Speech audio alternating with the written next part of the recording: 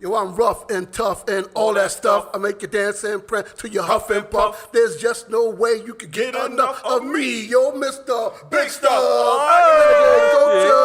Heavy D. Big up to the bum dilly D. No doubt. Happy born date, Heavy D. Heavy D is one of the coolest MCs. A cool ass Jamaican cat, by the way. A coolie. You know what I mean? Cousin of Pete Rock. Oh, you know what I'm saying? Who would know that? Yeah. He's got his own thing. Shout out to all the fat rappers, you know what I'm saying? It wouldn't be no Biggie if it wasn't for Heavy D. No doubt. What? I don't know. Yeah. That's right. Hey, That's right. Uptown Come started on, with man. Let 'em Diddy know. and brought them forward, and it What wasn't that got to Diddy. do with Biggie? Let 'em B? know. You just, it's not you Diddy. because he's fat. Heavy didn't start Uptown. I was like, Andre Harrell come on, started. now. But there'll be no he was Andre vice president, Harrell though. without Russell Simmons. Right, true indeed. What the fuck that got to do with it? Because Andre Harrell was from Dr. Jekyll and Mr. Mr. Hyde. Hyde, that's right. Okay, he told And maybe no Kamau K. Franklin. All right. If there wasn't a. Kalonji Changa. I'm if his there real wasn't- dad. But go ahead. You know what, Negro? You supposed to keep it going, I know, man. he can't Oh, do the that. way. You don't know what a segue is. You don't know what a segue Oh, is. my bad. There'll be no, let's do it again. Oh, God. Just say your name, man. Who are you? Yo, I go by the name of the ear doctor. What? And of course, transmitting live from the planet, it's Minister Server along with... High in the building. High in the building. Shout out to Andre 3000. It's his born date today. Oh, yeah. Turned Yeah. 46. You know what I mean? I know there's Three a lot of Dre fans out there. I know some people be like, Dre said. Anyway, Dre it's all had good. Dre had the power, you know what I'm saying? I like Big Boy, speaking of the fat rapper, but you know. What, you can't say a fat rapper? They need safe space. Daddy Fastax. They need safe space. Hey, yo, listen, man. I wait for Big Boy to run up on you. Come RHL. on now. With all them Somebody's always running up on Rottweilers. somebody. and shit, you know what I'm saying? Anyway, you check it out. Renegade Culture. I almost said the remix because shout out to the remixers. On Remix Morning Show. Remix Morning Show is dope. Is that right, y'all? Dope. Can we get a hand clap for Remix yeah. Morning Good Show? morning show. All right, yeah. And yo, big up to the remixers out there in the chat. They be lighting it up, bro. Yeah, I remixers love the do their chat. They have their own show. They It's do. like, That's oh, what they I'm don't even saying. need us. I And love the that. I love that. Yeah. Shout out some of the folks out there. We got Leah Boggs. Who else we got We out got there? Ricky Ryan. Ricky Ryan. David Silberg. David Silberg, Silberg. Tahir. We try to name everybody. Yeah, We Big got T. Sugar Booger. Big Till, Big Big Till. Till in the yeah. building. Miss Rodriguez, Who? Deborah Rodriguez. Deborah Rodriguez in the Yeah. house. Who else we got? That's too much to name. A whole bunch. You know what I'm Hey, saying? There's a lot of we'll think of the motherfuckers rest of y'all in a out minute. Don't there. hold Yeah, it against us. The Don't next hold show. it. The next show. We got Yeah, y'all. yeah, we Speaking got of some y'all. names, before we get to some other stuff, yo, we got a whole bunch of Patreons, and we Okay. want to start naming off some of them Patreons because those folks are giving us the resources we need to keep this kind of thing going. Yes. Hit it. All right, go ahead, server. Start it off. Uh-oh. Alhaji Kantin. Canoe at SQ, Denise Beasley Abdullah. Dale Hamilton, Jalil K. Nash. Tanisha Pratt, Devin Springer. Gary Fry, And Shantae Foray. My Aunt Lives, Shane Smith. Jamal LeVar, Damn. D.O.B. JT. Quantum Field Theory. All right. All right, yeah. Yeah. Oh, shout out to Shirley too, because Shirley, they dissed her this morning on the remix. She's already a member, and they said she couldn't find her S6 yeah. So I remember that. But shout out to the whole remixers anyway. We at the Renegade Culture joint right now, though. Yo, big up to all the Patreons, man. Keeping it going, yo. Thank y'all. Shout out Thank to y'all. Patreon, you know what I'm saying? We got a great show tonight. We're going to be doing old school. What we talking about? It's going to be me and my man here. Me and we're going and to you. chopping it up about Your mama and your cousin cousin too. Rolling down the street, don't go. Oh, my I just God. messed it up, and I'm in Atlanta. Rolling the Anyway, street on no. dub. shout out Outkast. So we got a whole bunch of important topics to talk about. We're going to be talking about Obama, Okay. who now is making a comeback and Trying to trying get to black say that again. he's down with like talking around police brutality. Right, but check it. We predicted that shit in the beginning. Exactly. That My Brother's Keeper shit 7 years ago. We already know that his punk ass was trying to set some shit up so he could be black again once he leave the whole office. But we'll talk And about now that. he got in a his minute. like his $30 or $40 million and shit like that. Yeah. Yo, and this is last week was the anniversary of George Floyd. We didn't talk on that, his assassination, so we're gonna get back on that. True indeed. A lot of the artists have signed a petition get down with the artists that says boycott Israel, and some of them include Killer Mike and No Name and some others. We're going to dig in deep on that. No doubt. And you know What's what we have not brought up on this show What is have we brought Kwame Brown. You gotta bring up Kwame Brown. So I think his name is Kwame. Shout out to Kwame Brown. Don't take it personal me saying that. You know what I'm saying? Because we ain't scared of you motherfuckers. Don't come up here and pop that shit. Fuck Boyce Watkins, we with you, Kwame. Kwame. Coach, we gonna play that shit. Moise You know what I'm Watkins. Yo, and who we got as a musical guest? Yo, we got my man Joe Stu that gonna light it up. Yo, he's Joe an educator. He's an artist. He's an MC. Yo, Joe Stu, international. Okay, Word up. okay. We're going to do all that and more when we get back on Renegade Culture. Blah, blah, blah.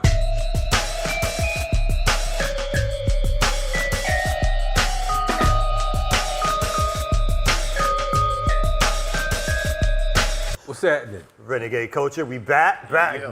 Okay. know what I'm saying? It feels good. I mean, you know, it's rare that we don't have any guests. I know. And we kind of got dependent on that shit.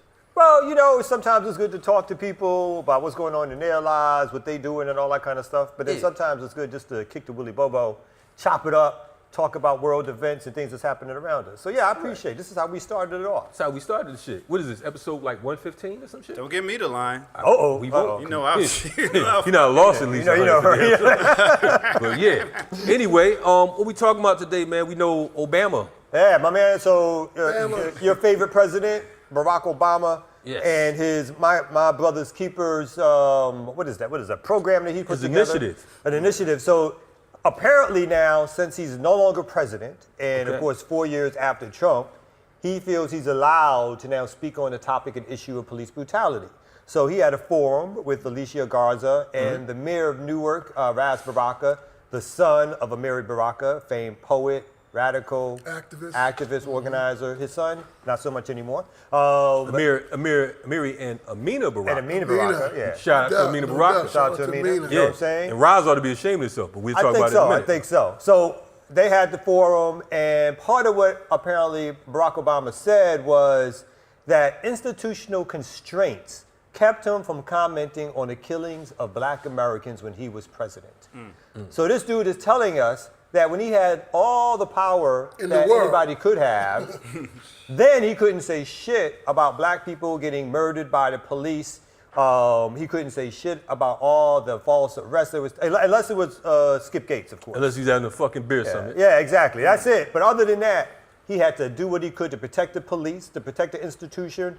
Remember, Blue Lives Law was passed as Obama was leaving office. Right. And so now he feels he can talk about the issue of police brutality because now he's no longer the president of the United States. And the timing is perfect because right now it's fashionable. You know what I'm saying? It's straight fashionable for a motherfucker to come out and say, hey, Black Lives Matter. Right. You understand what I'm saying? A few years ago, motherfuckers look at you like you crazy. Like, how dare you? I mean, this is post-racial America. Wasn't that the bullshit they was kicking back then? It was post-racial America. Everything was cool. And the most gangster shit that Obama said during that time was Trayvon Martin looked like my son. I mean, that was the most gangster shit he said. So now all of a sudden, yesterday, you have this summit. He had this brother named Senegal. Shout out to Senegal. He looked like a black Kermit the Frog. He's like, ladies and gentlemen, we're here with the President of the United States. This motherfucker really looked like a black Kermit the Frog. Sound like it too. You know what I'm saying? But salute to him. He had another brother on there, Alejandro. I forgot Alejandro's last name, whatever. But it was straight bullshit. That was crazy that he just feels that now he's going to add his voice and his concern. And again, this is, I mean, and it just shows just the dysfunction and how the system provides us nothing. What's the point in voting for somebody who's supposed to look like you and represent you when they getting all that power, and then the only thing they can tell you is that I can't talk about it now because I have all this power and all these resources, and basically, I don't want to make white people upset. And that's what it comes down to, right? I want to protect white supremacy. I want to protect the image of America around the world. I want to do what I can to make sure white folks feel comfortable. Right. And so I'm not going to talk about the daily deaths of black people at the hands of the police. No, why would I do that? Because of the fact that then you would think I was actually black. You understand what I'm saying? I mean, we're living in an ill situation, and only in the United States of America, out of all fucking countries in the world, but 90 countries on the planet, you know what I mean? Out of all the countries in the world, this is the only place that politically you can get away with saying anything. in most countries, Right. even quote unquote civilized countries, they're serious about their politics. You know what I mean? You just can't go out talking bullshit because you get your head chopped off. You know what I'm saying? You just can't get out there betraying your people because of the fact that there's a price. Right. You know what I'm saying? Malcolm said the price of betrayal is death.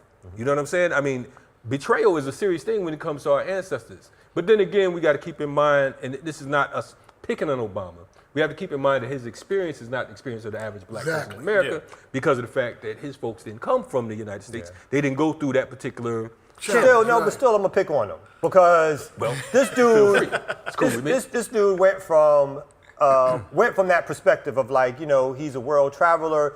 His mom was white. He I think was in Indonesia Kenya. for a while. Yep. Hawaii, So Hawaii and all that kind of stuff.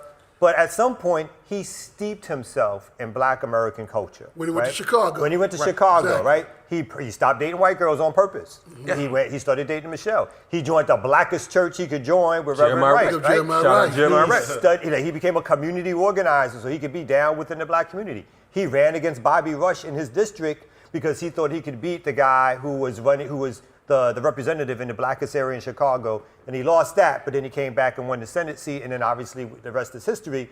But he did that purposefully to make himself look and feel culturally as black as possible. But then when you need him for the politics of being black, not the culture, not the look, not the aesthetic, but the politics of being black, then all of a sudden he shuts the fuck up and he got nothing to say about it no more. No more the words of Imam Jamil Al-Amin, former A-Trap Brown, to be black is necessary, but it ain't sufficient. You understand what I'm saying? See, we get caught up in black faces in high places. We get caught up in complexion. You know what I mean? Being a freedom fighter, we've learned long ago that doesn't work. You know what I'm saying? Because of the fact that I've had white, quote unquote, white allies and comrades or whatever, who unfortunately, I would never admit it, but I'm going to admit it today. I mean, shit, it's like they put in more work than a lot of you motherfuckers busting your gums on the internet. But at the same time, you get caught up in narrow nationalism and you're like, well, you know, oh, this cracker this cracker that. True indeed, we know the history of white folks in America, we know the history of white folks around the world, but we also know the history of sellout Negroes. And Mr. Barack Obama, he was a prime candidate. What he did, like you said, was ingenious because that's what the state does. They go and they handpick their quote unquote leaders or handpick your leaders. And they say, listen, here's this beautiful black man who has a beautiful black wife. He plays basketball, he smokes cigarettes, he eats watermelon. He's cool with Jay-Z, goddamn Kanye. He's cool with Beyonce. He can sing Al Green songs. Man, he has a beautiful black wife, you know what I'm saying? Children, Lovely black daughters. Hell, even the dog was damn near black. You know what I'm saying? It's like, black and white. how you gonna beef with Bo the dog. But you should have known when the thing is though, you should have known long ago when the whole situation with Common, when they said Common supported a cop killer, when the FOA, the police unions, I can't even think of the name of these motherfuckers right now, but when they was talking about him going to Cuba supporting Assata, we're not gonna say that Kamau was on that trip with Common when he went down there, but that's a whole nother story. Right. You know what I'm saying? It's the actual fact. I'm telling you all some shit right now. I ain't snitching, I'm just telling you. Just inform you. But the thing is, when he found out he was hanging with motherfuckers like Kamau and Common and some of these other organizers, they's like, look, you gotta denounce this nigga right here, or you're gonna have some problems. And the doors was closed, and he's like, listen, Common, you my man and everything. You got my beeper number, you got Jesus' beeper number, all that I shit. love your music. Yeah. I love you. I'll fuck with you after I get out of office. But right now, if you want to still be an actor, you want to still be a rapper, rap your ass over there. That's right. It's a rap over here. I mean, I think even the stuff with Reverend Wright, was Absolutely. that was the thing that laid it all out for folks. Everybody ran from that. Yeah, like when this dude who married you, whose church you attended For 20 years, for 20 man. years, Come on, man. right? You couldn't come up with some defense to keep him close to you. No. You had to come out and disavow him. And then I think the debate with Hillary Clinton and disavow Farrakhan and all that kind of shit. So it's like that's always all the that. test, though. That's always the Yeah, I know test. Farrakhan's name is always the test, which is wild to me. Farrakhan, Because right. he's the boogeyman for like white folks or whatever like that. You got to say, I denounce Farrakhan, and then all of a sudden you go to white America. Right, You know what I mean? right. And this is Like you an said- important time. Oh, go ahead, man. Like you just said, though, for you to denounce your spiritual leader after 20 years, that says a lot about your character right there. I mean, we should have known them, but we were so hyped to get, after the nut W was in there, we were so hyped that you said somebody that looks like us, even though most black people are not political. We're more emotional. than political. Right. Well, And I was going to say quickly, and this is an important time because, again, this is the 1 year anniversary of Floyd. yes. Right. So George Floyd was killed a year ago. Demonstrations, mass demonstrations all over the country. Hundreds of thousands. Some people call it the most sustained moment, because I'm careful about calling it an actual movement. But, sustained actions in the streets, people organizing all over the country. And what do we have a year later? You have Al Sharpton, bobble-ass head, and de Blasio in New York kneeling, talking about they was kneeling for 9 minutes and 29 seconds in honor of George Floyd. I need somebody to explain to me how in the fuck is a man gonna die, murdered in front of the whole entire planet with a white man's knee, this pig's knee on his neck, and then your only tribute to him is for your ass to kneel for 9 minutes and 29 seconds. What the fuck is on your mind? But then we know that Al Sharpton is CI number 7. He's a fucking FBI informant. This is documented. It's not no conspiracy shit. We won't get into all that. It's not that show. You know what I'm saying? So we expect nothing less than him. And then post his death, post Floyd's assassination or murder, over hundreds of folks, black folks, have been killed by the police. Some more famous cases that have been.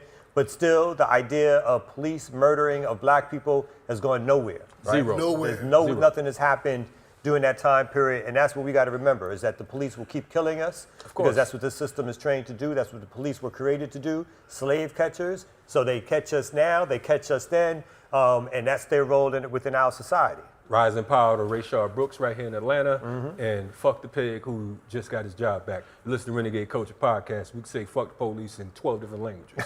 Got it. Boom, we'll be back. Whoa, whoa.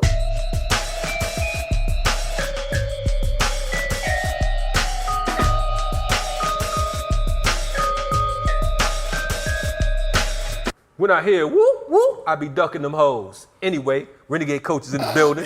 You know what I mean? Shout out to DP. Shortest rap. It was. I thought he was going to be going up into it, but listen. like, all right. Everybody out this motherfucker know what whoop, whoop means, so you know what I'm saying? True that, so true. Fuck the police, you know what I'm saying? I say that with a passion. Yeah, and I don't know what Service talking about the background. There's always background noise on Renegade Culture. Yeah, like only, you know what I'm saying? Shout out to Minister Survey over there doing the butt, like EU.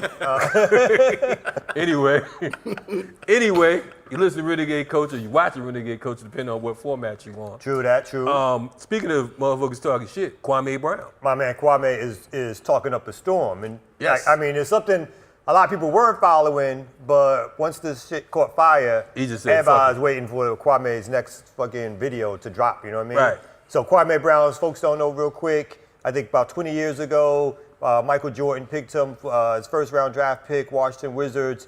At least the story then was like, he was expected to be the superstar. According to Kwame, he was trade bait and that didn't work out. And then Jordan hated on him ever since that. Basically, his career, he lasted 13 years in the NBA, probably an average player, traded around, all that kind of stuff. But since that time, apparently he's been the butt of jokes to be like what a busted first round pick feels like or sounds like or is. So his name became a stand-in for that. And then maybe about 2 weeks ago, Kwame struck back. Because on some podcast, what is it? The Smoke? All the Smoke. Where Matt Barnes and Steven Jackson came on, and Gilbert Arenas, and they was talking about back in the day, Kwame's name came up, and then not in a good way, and then Kwame came back with some videos. Kwame's like, I'm steaming. Anyway. Back on me. He came back and he said, you know what? He said, fuck all that shit. And I can relate to Kwame because of the fact sometimes you sit in the cut and motherfuckers still be trying to go for it. He be like, okay now, I do this shit, right? I get busy, right? And they keep on going, on going. Then you jump up and smack the goddamn brown stew chicken out of them. Then they looking crazy and shit. Then everybody like, oh man. They're like, oh, you was mad? Why you do that? I didn't know you was feeling like that. You're so violent.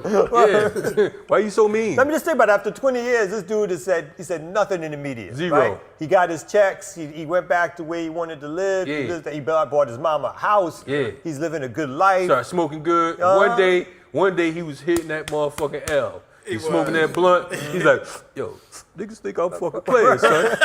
Smoking with his brothers and shit. Like, these niggas really think I'm fucking playing. Yo, this nigga trying me, son. You need to say something. Nigga pumped him up and shit. Yo, wait a minute, let me get the IG on, nigga. Come on, man. Tell these niggas something. like, Tell these niggas something. He's like, bum skilly, bum, bum. Plus he had hit him up afterwards, on the DM and told him chill out. It was like, oh, we just joking. We joking about everybody. He was like, oh, word? Okay. That's when the shit was joke. like, okay, That's we got the thing. jokes. We got jokes? Okay, cool. Dude, that shit happen to me all the time. Motherfuckers don't know they got jokes. They keep on going. These rat-a-tat-tat. Then your mama be laughing at you. They even had Charlemagne apologizing after. It is punk ass. I know, so the Charlemagne said something too, right? And then my man came on. He got ill, man. He brought up his family history, some shit was going on with his pop. And He his did all that? brother. He did all that man. on his apology. The shit is, like, when Charlemagne apologized, as opposed to just saying, my bad, I'm sorry, I shouldn't have said that, I should have minded my business. Yeah. I don't know nothing about basketball.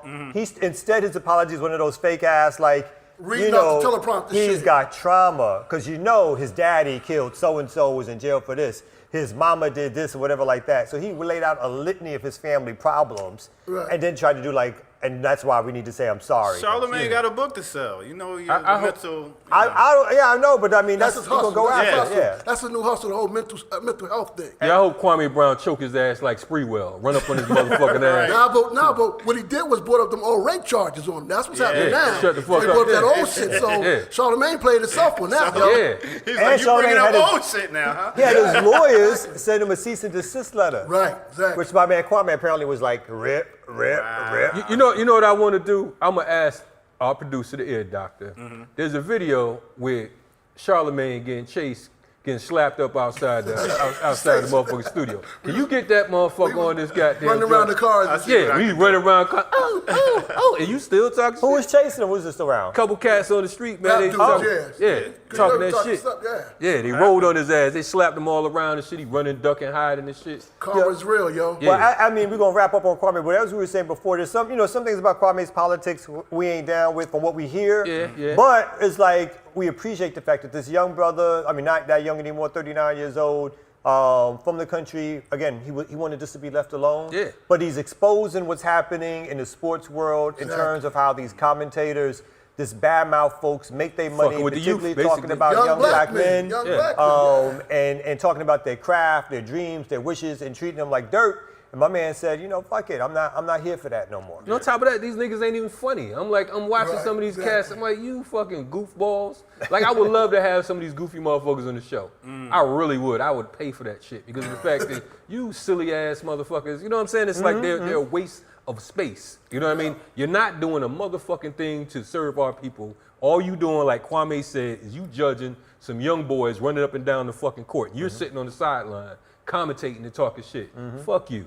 That's why I aired out Stephen A. Smith as well. He really got into Stephen A. Smith talking about because he was only 17 at the time. He's like, why you running around, disrespecting young black men anyway? You made your whole career on that shit. Yeah. So, Stephen A. Smith is the dude that looked like the Gremlin, right? Yeah, that's it. Yeah. Because he got the toupee thing happening and something's going on with the hair. He's got hairline back here. Yeah, hairline back there, but also he He's keeps still growing talking up shit. here, then it's back there again. You never know what day Fucking it's going to chasing be. his neck and He shit. got the roof halfway back. Hatchback head. Fuck out of here. So, Totally unnatural. so more important folks who are speaking out, right? Because Kwame ain't the only one speaking out. So there's some artists now who signed to petition. Some of our favorite musical artists, you know what I mean? Killer Mike, No Name, Rage Against the Machine, and some others, right? Yeah, Questlove, and a whole lot of other folks. Matter of fact, wasn't just Killer Mike, it was Run the Jewels. So shout out to that whole crew. Yeah. LP. And, now listen. But tell them what they're speaking out about. I don't think They speaking out against fucking Zionist Israel and these attacks on Palestine, which we all should be doing. Now, there's a lot of folks jumping up and down. I hear black folks talking about, where was they when they was talking about this? Clearly, you need to watch Black Power Media. You can learn where the fuck some of them was at because, in fact, they were supporting folks like the BLA. That's right. They supporting folks like SNCC. They supporting folks like the Black Panther Party, so on and so forth. But since motherfuckers don't read and all they do is hop on the internet and talk about where the fuck was somebody at, they was where your ass should have been. Exactly. That's where the fuck they was at, supporting the people. So shout out to all the artists and like Che Guevara said, and you hear me quote this all the time, the role of the propagandist is just as important as the role of the guerrilla. If you can't do nothing as my man from the LA chapter of the Black Panther Party, Bunchy Carter stated, if you can't do nothing but spit, then motherfuckers spit. if you gonna rap, if you gonna do poetry, if you gonna sing, and you ain't saying shit about our conditions, then you ain't saying a motherfucking thing, and that's just actual facts. And I hear people all the time saying, well, he's just an artist. Look, motherfucker, when we're on the fucking plantation, if you are a fucking slave, then either you're gonna fight when it's time to rebel, or you're gonna sit your ass there talking about I got a song to sing. Fuck out of here, on man, verse stupid 2. shit. And what's so interesting about it too, because right now a lot of these so-called famous people are retracting some of their statements around Israel because now they're scared because, as folks may know, I mean, ADL, JDL, and folks don't want to be tagged around anti-Semitism and all that kind of stuff. Whereas, like, this ain't about anti-Semitism. Nah. This is about a murderous apartheid state that took land, a settler colonial state, displaced people, and took over their property, killed them, hoarded them into prisons, hoarded them into reservations. What does that sound like? Sound like the same motherfuckers that sponsor them, the United States. So, exactly what it is. So like if you can't speak out about that, then what can you speak out about instead of being scared and frightened? So salute. I mean, again, sometimes we don't always agree with all of these artists. You don't have to, right? yeah. But sometimes they're going to be on the right side of history, and if this time these folks are speaking up and they're going to be on the right side of history, we salute them and we invite them to come on this platform and any other platform and talk about their reasons for supporting the Palestinian cause and boycotting Israel. And let me just add on to that. When we talk about artists, you don't have to be a frontline freedom fighter. You know what I'm saying? The way our position is this right here. If you can make fucking 11 songs talking about shaking asses, you can at least make one song talking about, look, our people dying in the street, these folks are hungry over here, these people got this situation, because we're all on this planet together and there's no neutrals in war. When the fucking war go down, you're not just gonna be hiding on the motherfucking sideline. You gotta state what side of the barricades you on. If not, you're gonna fuck around and get yourself shot. That's the reality of this. I mean, one of Killer Mike's best songs ever was Reagan. You know what I mean? Like, he's done a lot of, he's done a lot of good shit, but. And he's one of our first guests here on Renegade Culture. He was one of our first guests on Renegade Culture. He did talk some of that capitalist shit that we weren't crazy about. But in general, we liked him. You know what I'm saying? So, like that Reagan song, I remember, it wasn't like, but it was a reviving song when I heard it. Because he talked about, like, we got to have land, we got to have our own shit. All that stuff, he talked about what Reagan did, what Reagan represented. And you're right, like, he talked about a whole bunch of other things, but he made sure to dig in deep on that. And that was one of the reasons why, it's like he's been such an important artist today. And then you got Sister No Name, who is an up-and-coming artist, but on social media, man, she be killing it. And she be taking folks to task, and sometimes folks don't like that, but she be putting it out there, you know what I mean? And she's also a supporter of Black Power Media. That's right. And we can honestly say that Killer Mike has been a supporter of Community Movement Builder, FTP Movement. No Name has been a supporter of Black Power Movement. And when we say supporters, now listen, again, some people jump online, this such, I don't like their politics. Listen, these are people who put their money where their mouth are, where their mouth is. So it's one thing for you to say what you like and what you don't like. If your ass ain't putting your money where your mouth is, you ain't putting no motherfucking groundwork in, then none of that shit really matters at the end of the day. Right now, if I need bullets, I'm not gonna ask like, what's your politics, motherfucker? Give me the bullets. And after I finish busting on these motherfuckers over here, then I can deal with the contradictions with your monkey ass over there. That's right. And we're not looking for them to lead the revolution, to be honest, right? Without a doubt. I'm not looking for them, if they get politicized and they join organizations, they do work, then we all work together. But, if they're at a stage where what they can give is some resources or some clout, I think Sister No Name is going farther than that, because I know that she's really politicized and joined organizations. And book clubs, the whole nine. Book clubs, she's out there at demos and all that kind of stuff. So really big up to her, because I think she's sort of leading the way of even challenging artists as a youngster to do that. She's the age of the Panthers when the Panthers started, you know what I mean? So she's really taking it to the streets. And so big up salute to all those artists who out there talking truth to power and bigging up on what's going on in Palestine. Cypress Hill, another group. You know what I'm saying? Cypress Hill's another group. And between them smoking weed, he spoke out against Zionist Israel. Exactly. Smoke them out. Yeah. That's right. Puff, fuck Israel. We like that. You know what I'm saying? Fuck with that all day. Renegade Culture, we be back. Block out. Whoa.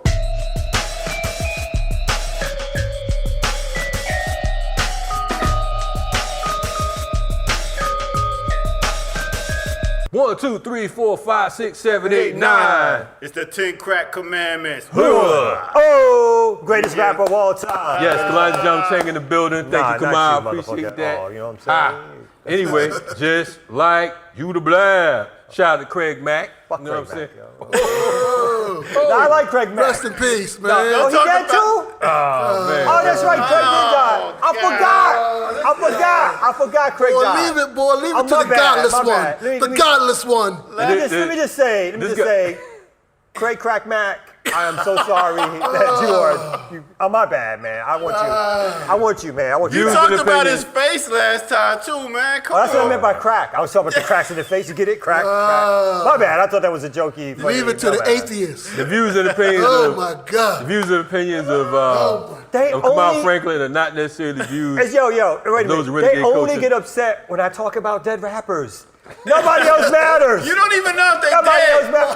I forgot. It was one song. Oh, play with your ear. It was the best ever, though. was the best. But it was only one song. No, it was what was the other one he And had? then He had another what one. was You the gotta other think one? about it, What was son. the other Just one? stay with play. What was the other one? And then the remix Can I was better get than the other down? Get out. Get on down. down. Shout out to Craig Mack. Craig Mack was another victim of What Puff. they going to do when God comes? You got on that one, yeah. No, I did forget about that. Luckily, yeah. I never knew it. I forget about it. Yeah, Anyway. I know it. Anyway. He has some Yo. questionable rhymes though, you know what I'm saying? True. Did your girls anyway. Oh.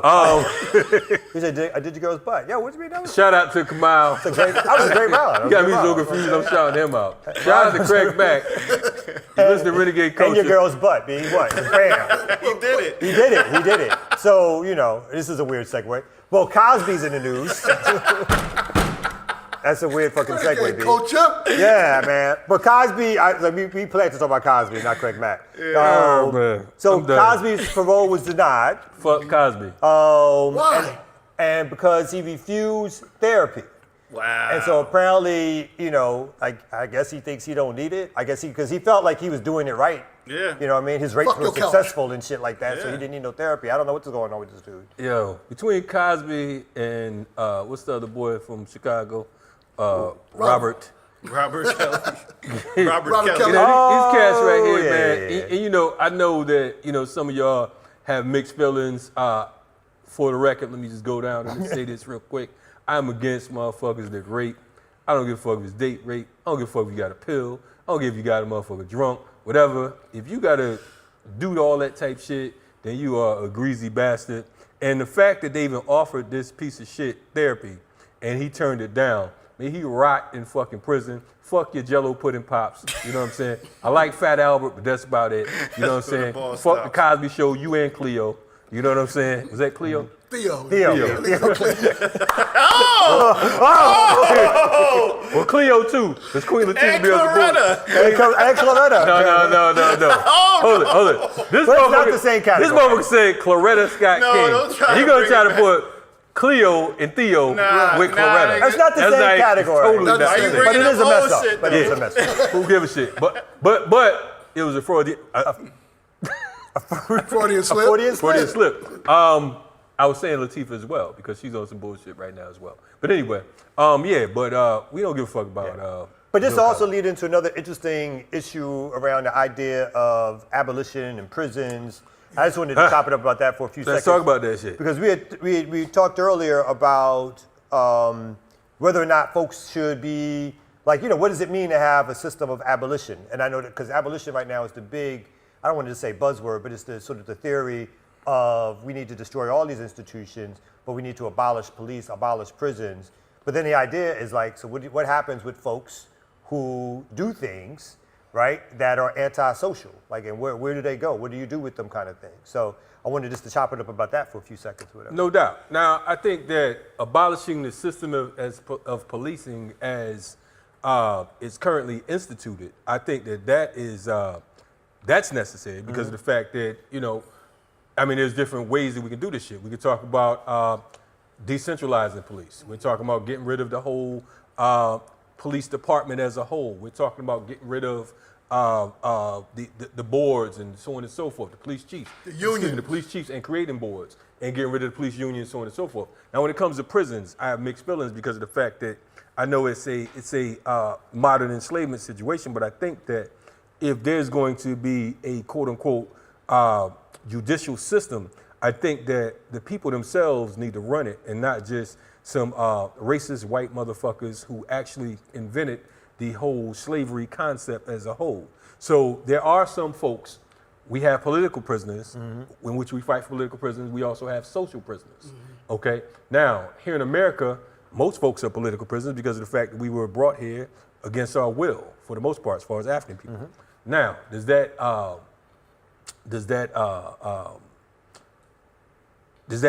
mean that these motherfuckers that commit crimes or whatever, who rape, who kill, so on and so forth, does that mean that they should get off the hook? Hell no. There should be some type of penalty. I don't agree with the current prison system because of the fact that it's imbalanced. When we talk about the United States being 5% of the world population and having 25% of the world prison population, you're talking about one country that's 5% of the world population, yet holds 25% of all prisoners on the fucking planet. There's a problem with that particular system. So we need to abolish that particular system and come up with alternative means. Now, what can we do? Okay, my position is this. If a motherfucker is absolutely found guilty of something like rape, I think that they should be castrated. That's just me personally. I think that your ass should be taken care of because you don't have to worry about you fucking with nobody anymore. I mean, if you are a child, I'm gonna stop you. Are you a child molester? I'm gonna stop you. Yeah, go ahead. I'm gonna stop you. Go ahead. So aren't you're saying whatever that state is, still has the power? Because we talked about 2 weeks ago and we were totally opposed to like a firing squad, right? There's a firing squad, and we were like, that's barbaric or whatever like that. I think so. But the idea that a state, whatever the state is, not the American state or some other state, has the right to castrate based on a guilty verdict seems a little, to be kind, harsh to me in terms of like what the state should be able to do when it comes to dishing out punishment. Because you're talking about something permanent, and if we believe in some sort of rehabilitative justice or restorative justice or something along those lines. Can we really condone the idea that castration or a death penalty is something that any state should have the power to enact at this day and age? I'm talking about the people themselves and organizing the system as such. To me, I feel like rape itself is a sort of a death penalty because of the fact that you're taking something from someone that they can't get back. You know what I'm saying? You're taking advantage of someone. You're overpowering someone against their will. You're killing a part of them. You're taking psychologically. You're damaging some folks. So I think that, hell yeah, if it's absolutely proven, if there's proof beyond measures, then I think that those measures are not cruel and unusual. And I think if you want to go out and commit a mass murder, then a firing squad is good for your ass. If you want to shoot a motherfucker, then get shot.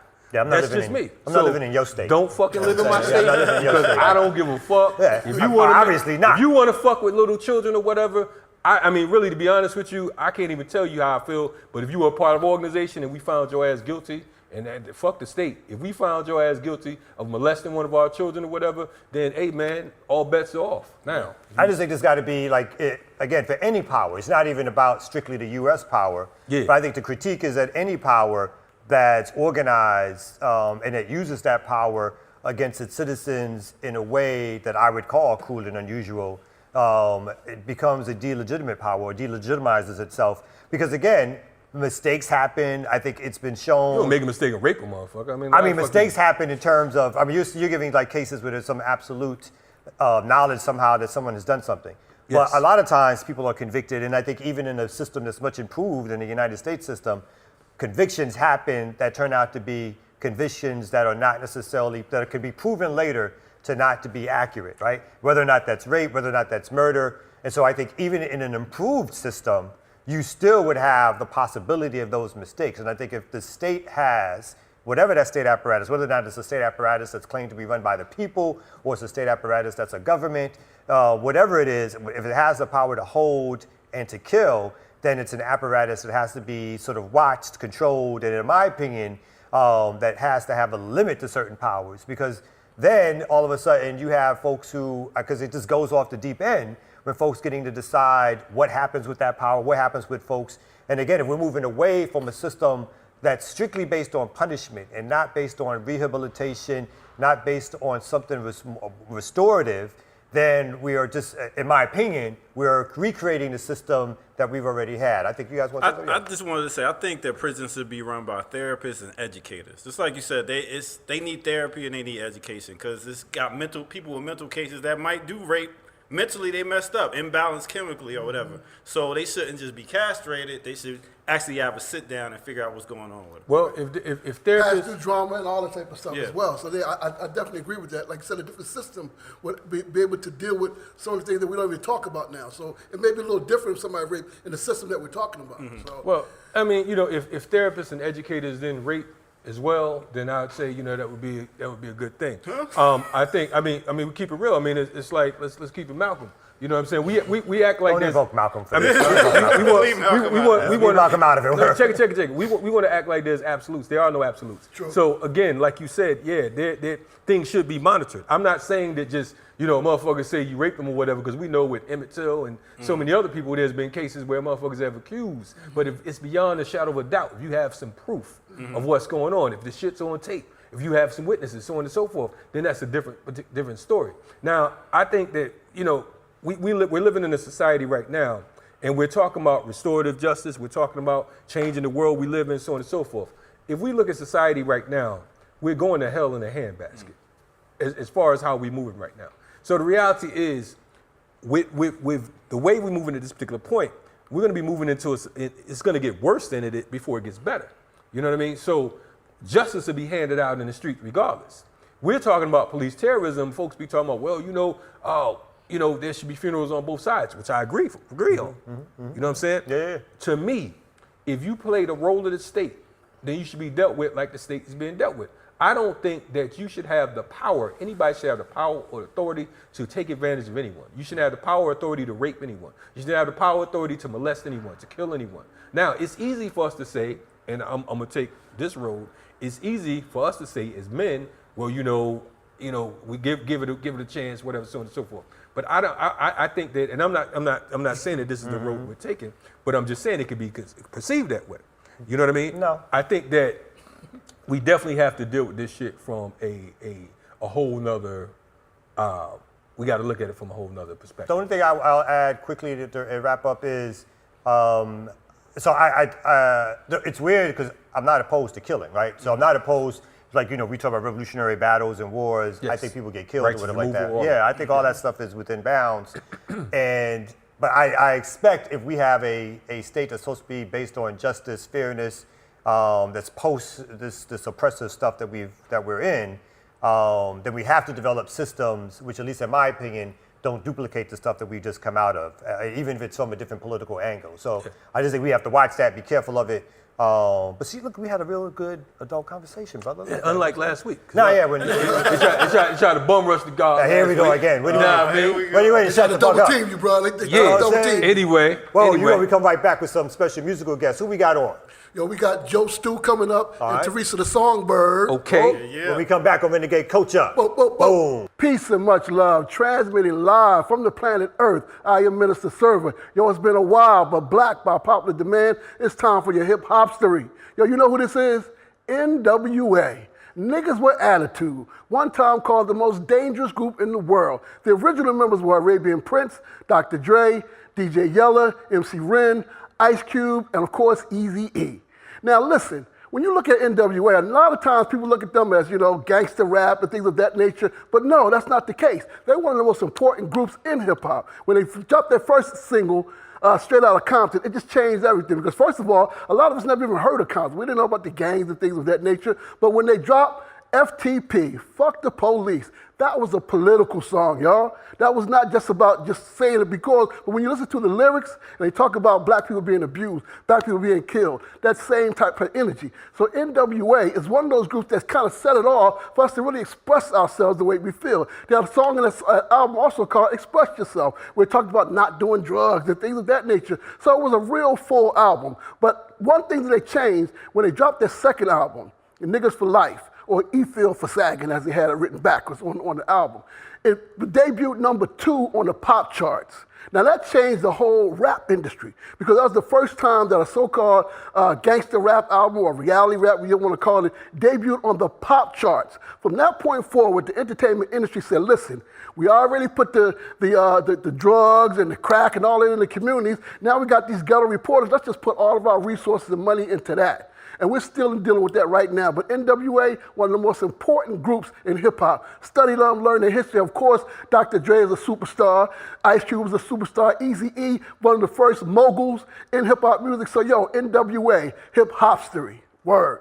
Shout out to Renegade Coach, we in the building. You know what I'm saying? Live and direct. You know what, man? I think this is like the first time in a long time, or maybe the first time that we're gonna have two guests on here tonight. Two artists. Two musical guests. Two musical guests. Two dope guests.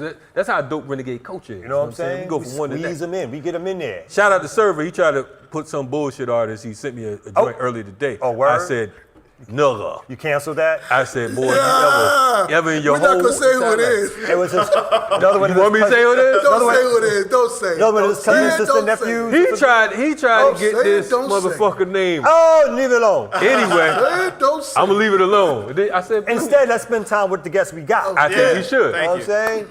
Tonight's guest Is he went from Ashley to Classy, word. straight out the Bronx, New York. True. This brother right here, Diesel. I seen him like he's a big brother. smack the gorilla like before he came up in his Oh, motherfucker. goddamn. He's like, get the fuck out my way. Threatened the Boom. producers. Producers start running. I know. Took the batteries out the mic, but he good now. He good I now? have to get it back. Anyway, this brother right here, he's an MC's MC. Mm-hmm. You know what I'm saying?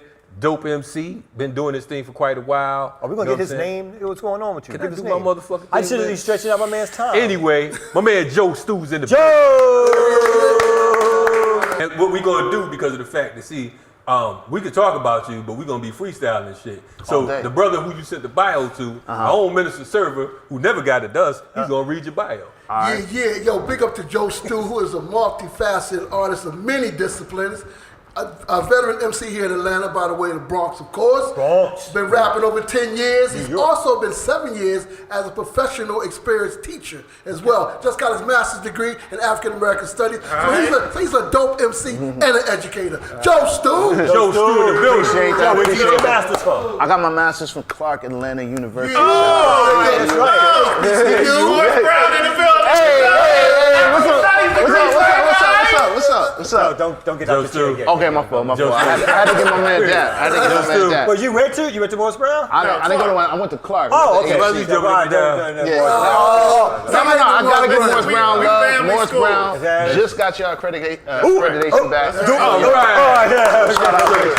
Everybody can finally get a real degree. Back in the phone and things. You know how this goes. So did everybody get his degree after the accreditation was canceled? But anyway, so Joe Stew, man, African American Studies, the MC. Yes, What sir. are those lyrics look like for the viewers? You know what I'm saying? Because of the fact that I know that as an educator, you got to be talking some real shit. Tell us about what you're talking about. Yo, man, I'm glad that you asked that. I'm actually using that in the classroom.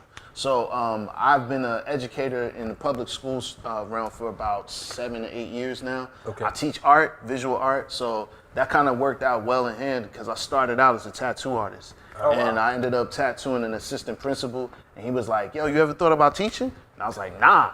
And he was like, you should do it. So I went in, interviewed, got the job. They said, yo, if you can last this classroom, you good. Oh, wow. So I lasted in the classroom 8 years later. I'm still here. Yo, we got a similar story, Joe. I sold weed to an assistant principal back in the day. He said, nigga, you want to teach 7th, 8th grade? I said, I showed the fuck. That was up in Connecticut. How much they pay? Shout out to Mr. Beacon for giving me that teacher job in Bridgeport, Connecticut. Anyway, I'm assuming in the public school, this is an ongoing issue. I know it's in New York, Atlanta, whatever. They aren't that many black male teachers, right? Nah. So what is that experience like when the majority of the school are black students, but the majority of the teachers are non-black? It depends on the leadership. That's the main deal right there. If the leadership is in tow, then they're going to support you. But if the leadership is kind of off, then it's going to go crazy. I've been in great situations. The school I'm at currently now, shout out to Rise. They're a great charter school. But I've been in schools before where the leadership was a little bit off, and that just, once you got an off leadership, everything falls out the window. You mean racist, right? I wouldn't even say racist because I've never off? had I've never had a what I call a racial incident in school, but I have had people who don't have leadership skills or who have their hands tied by administration so they can't do many things. But to answer your question in the short form, it really is great when you have the support of the students because they respond to you differently, especially if you can meet them where they're at. Again, coming as a tattoo artist, I had their attention immediately. All I did was show them my portfolio. And a lot of them were like, yo, you gonna do my tattoo? And I quickly shut that down. But I showed them all the fundamentals, and I was able to reach them on a different level that I don't think many other teachers were able to kind of, hit them at. So now we've been doing a lot of work with Soul Food Cypher, which is an organization I'm a part of. We teach literacy through rhyme, through freestyle rhyme and so forth. I've been also integrating art, where I have a cultural currency program where I teach kids how to make dollar bills based off of civil rights leaders, freedom fighters, and different other prominent, other prominent figures within black culture that we don't really talk about. Whether it's Marcus Garvey, Ella Jo Baker, Shirley Chisholm, who was the first black person to run for president. And a lot of those things don't really get integrated into the school curriculum. So to answer your question, yeah, it's a great job when you are a black male and you have that proper support behind you. Cool. Where are you looking to go with hip hop? You know what I'm saying? Are you looking to keep it on educational level, meaning just on the local education system, or are you looking to take it on the international level? What's your goals with it?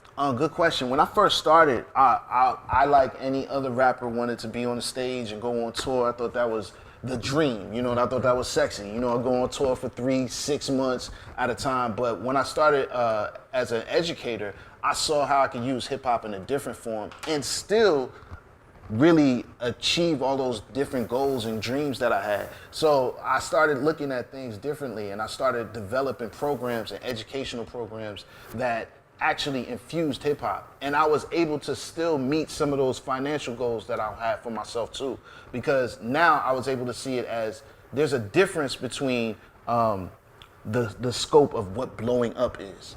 And I think sometimes as MCs, as rappers, we get enticed by the dream. You see the music videos, you see the girls, you see the champagne, but what a lot of rappers don't see is the children that they're affecting when they're seeing these videos or when they checking on their Instagram page. And I saw that firsthand because now I had to teach them and I had to tell them, he's not really that rich, or he don't know them girls, or that's not his car. You know what I mean? And those were different bubbles I had to burst.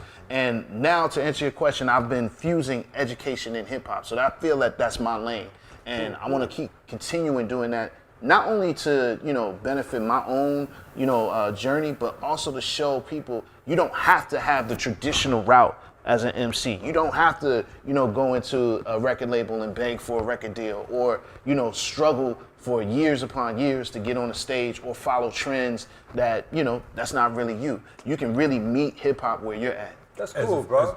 As a freedom fighter, I say we salute you, number one, because of the fact that we know that the youth are absolutely our future. We got two things before we get to your performance. One, we have this bold question we usually do. I'm sure you watched the show before. Yes, sir. Unlike most of the guests that Mr. Server bring on here.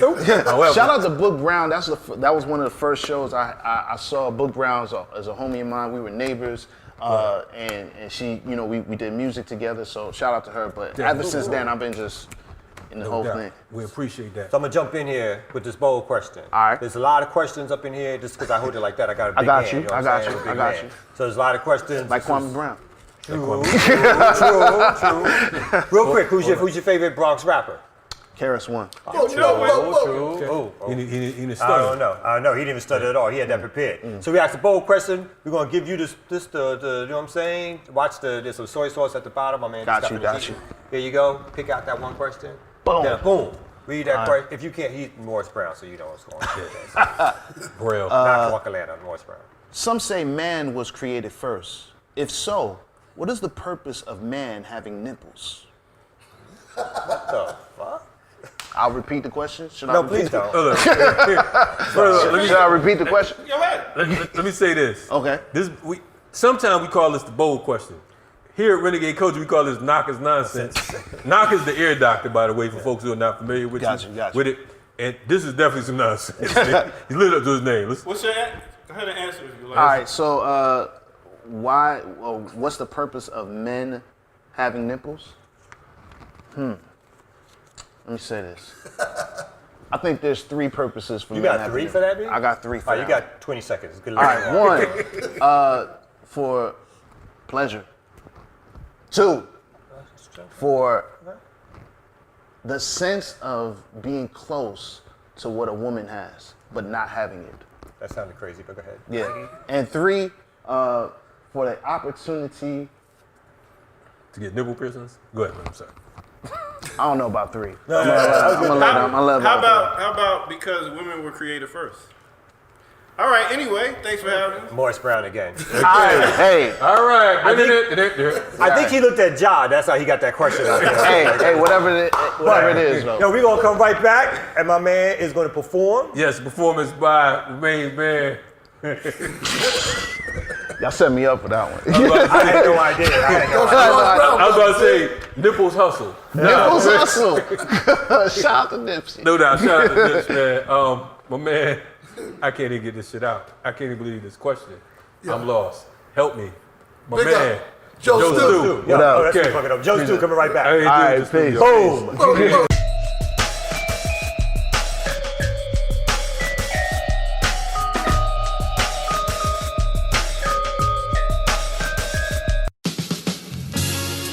Yeah. Joe Stu. Shout out to Renegade Culture. Shout out to Soul Food Cypher. All those watching and all those in the struggle. Here we go.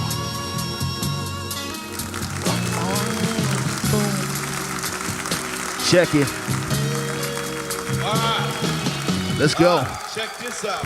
Life's a beach and the tide high. She may be edgy, but only when crashing on the shoreline. Expect the best when Stu rest less and the stress be too heavy to bench press. Lungs left breathless, yet still I rise. Rose from the concrete, no pesticide. I walk confident, though petrified. Got a ticket with destiny, and I'm next to ride on a roller coaster called your dreams. It plays out like 3D scenes upon an IMAX screen. I jog daily, but run no laps. Run movements that jog your memory for further improvement. They don't run bricks, they just run into them. When gathered as a wall, that's really an illusion. Not here to entertain for amusement. Mistaken identity for those who lack prudence. Hear he clearly, hearsay, don't fear the competition or pitfalls that ever come near me.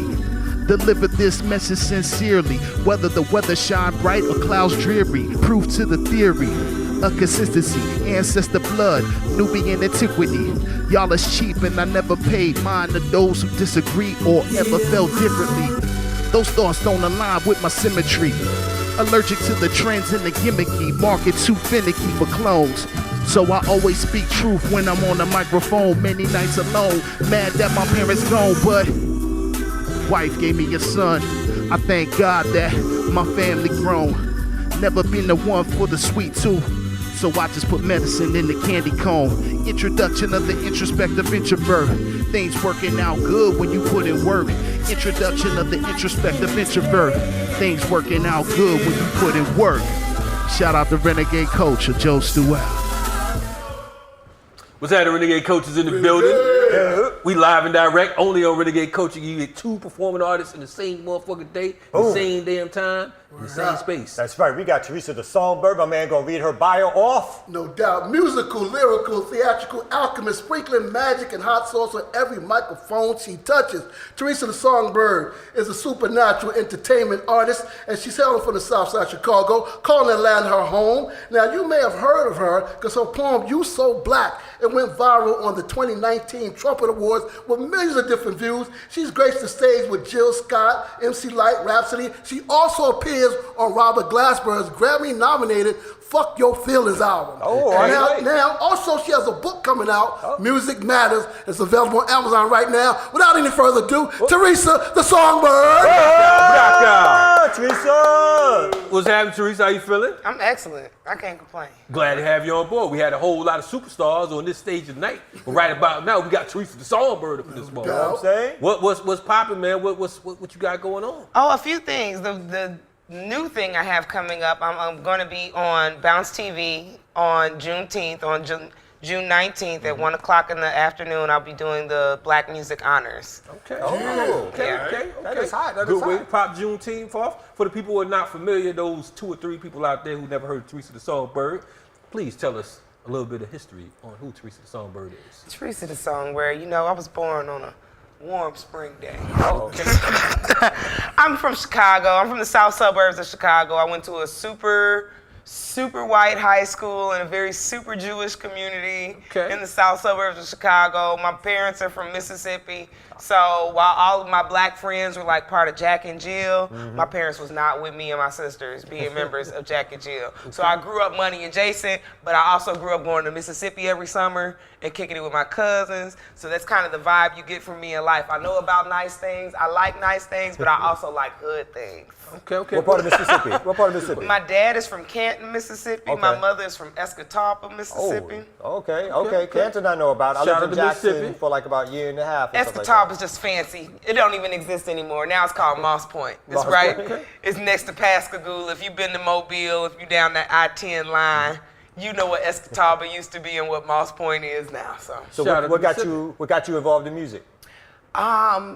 The Lord. Oh, I have no idea. Like I have always been musical. Like always. My mom tells stories of when she was pregnant with me. I guess Michael Jackson had to be like 81. There was a Michael Jackson concert in Chicago. My mom goes fully pregnant, right? And the whole concert, her dress is doing like this. Okay. Cause I'm in the womb. Don't stop thinking it up, give up. Okay. We trying to figure out you talking about the dresses going like that. Yeah, You know what like I'm saying? her- Gotta tell server, because server is nasty. But anyway. You do But Minister Server like that. Thank you, sister. No problem. we server just do server like that. But okay, so basically music has always been a natural part of Yeah, who you were. it's a thing for me. Chicago, is Yeah. this where you started your musical journey, or was it? I mean, I guess, yes, because I was little and that's where I was starting, that's where I sang at. Yes, with confidence. I was, yes. Shout out to all the good folks in Chicago, Right, folks yeah. in Chicago, and some of those other good folks out there True. that's been doing their thing in the community. That's right, You that's know what I'm right. saying? But A real good sister.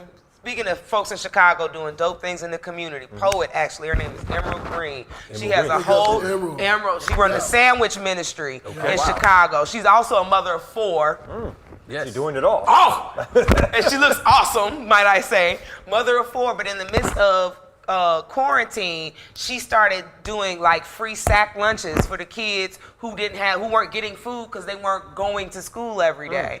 And she's continued to do the sandwich ministry religiously. She gives away food to make sure that families can have dinners and meals for holidays and all of that. Shout This out. is on the back of like a poet asking for help on Instagram. Shout out to Emerald Green.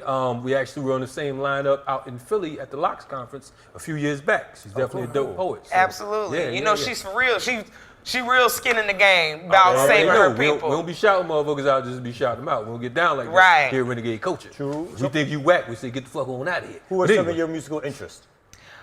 Right now, I'm a huge fan of Anderson .Paak. Okay. Huge. Even before all the Bruno Mars, like the whole Yeah. Silk Sonic, because I feel like y'all just jumping on the bandwagon. Y'all wasn't here when Malibu came out. Y'all wasn't here for Venice. They Y'all wasn't here. was not here. They weren't ready here. for it. They was wasn't not. here. They Y'all wasn't don't even here. understand. I have to put my hands like this. Did you know that Anderson .Paak is actually Minister Server's nephew? Oh, well, I need you to link me up then. I'm just got you. bullshit. I need was that. like, Like you made that up? that's I was like, serious. I made that Normally, up. I'm not the one to ask for the, But, for the yeah, this- connect like Oh, that. no, I work for not mine. that Anderson .Paak. Anderson .Paak. The crack dealer. Yeah, they were Crack dealer. down Anderson Oh, Park. my bad. in the West End. Oh, Yeah, boy. Anderson Park. But anyway, so what's the latest projects you having out for you? I'm actually with the the momentum of preparing to do the TV appearance on Bounce. I'm working on releasing some music. So I'm like running against the clock right now to make sure that's ready. Some people know it. I did a play starting last year called For the Birds, and the song that I'm releasing is actually like the finale song to the whole play. It's a Ratchet-inspired cheerleader song for Black women. All right. Ratchet inspired Yeah. cheerleader song Black. So is it Black Girl Magic or is Yeah, it? that's literally the name of the song. Is Black Girl Magic. Well, speaking of ratchet, Yes. we're going to have another bowl question. Oh, for I'm you. here for That it. bowl You know is what I'm ratchet saying? as It's a fuck. ratchet bowl, and we never know what we're going to get out of this bowl question. So Man. this is my man Naka's nonsense I'm bowl even- I'm gonna question. take it- Dig deep. There's like 400 questions in there. That's I want right. you to pick one of the ones. got There we one. go. I got hope one. you can read it. Okay. All right.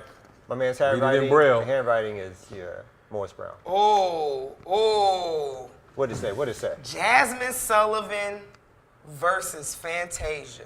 It's pretty close. You talking about home team and also. All right. Who you gonna give it up to? Who gets the love?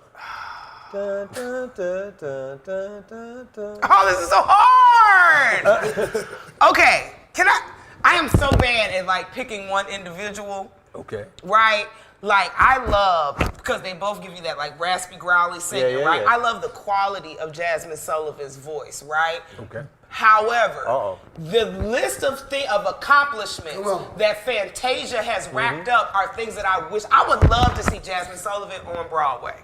I think that's a huge lane that she's missing out on in life as an entertainer. She should have been Aretha Franklin on Broadway. Oh, that's true. She should have been Aretha Franklin. Like, you know what I'm saying? Like, whoever her manager is, you're missing it. And you're not talking to her properly. You need to get in her ear, honey, because the albums are great, but Fantasia's the list of accolades, honey. She wins on the resume alone.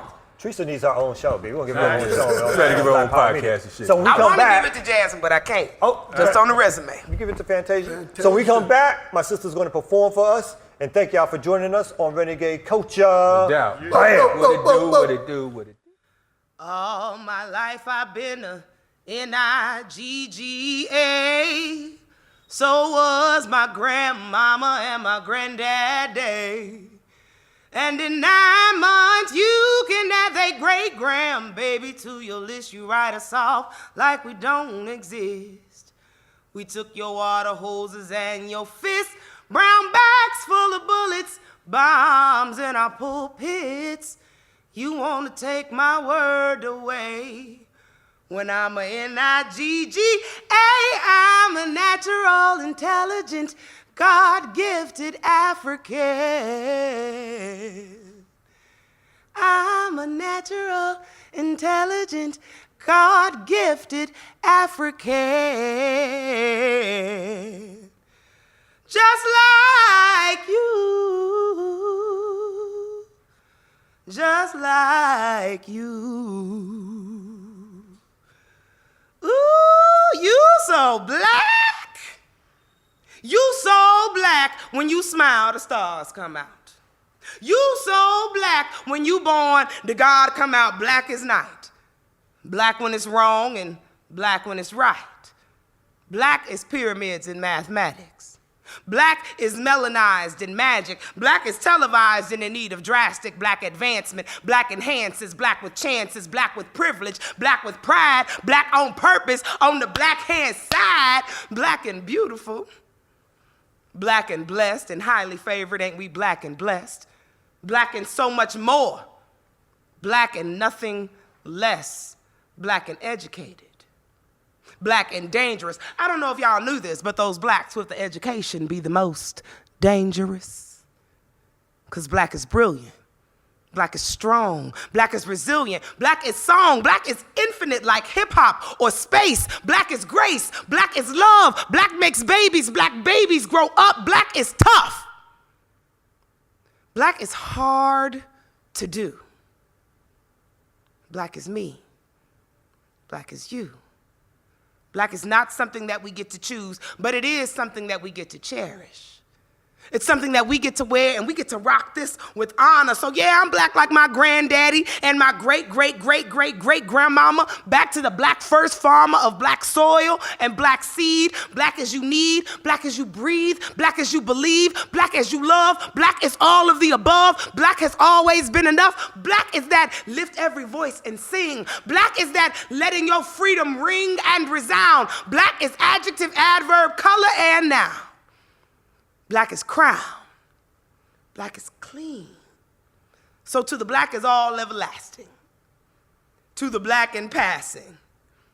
And to every shade of black in between. As a matter of fact, if your pupils or your eyelashes are black. Because I really need every human being on this planet to feel applicable. Baby, you so black, your spirit transcends this physical. Your black is original. You so black. Oh, you so black. When you smile, the stars come out. Baby, you so black. When you're born, God comes out.